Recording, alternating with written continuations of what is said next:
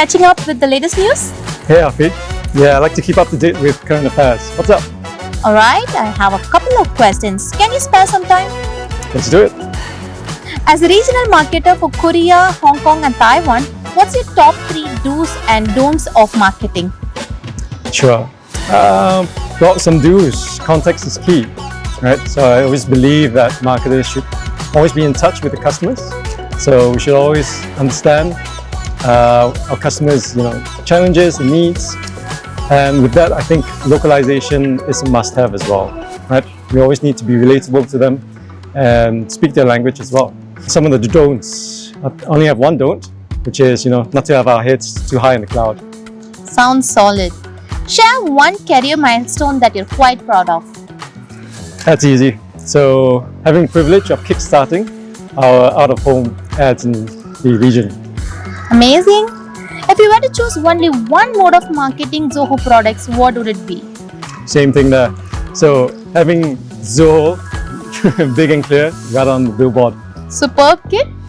Name top 3 Zoho products that you use regularly. Easy. Click, projects, and meetings. Amazing.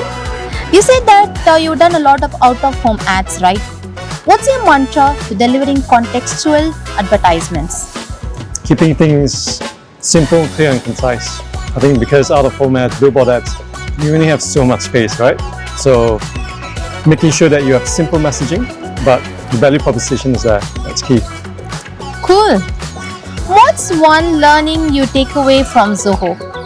Right, so I think communication is key. Working with so many people, right? So many team members from around the world.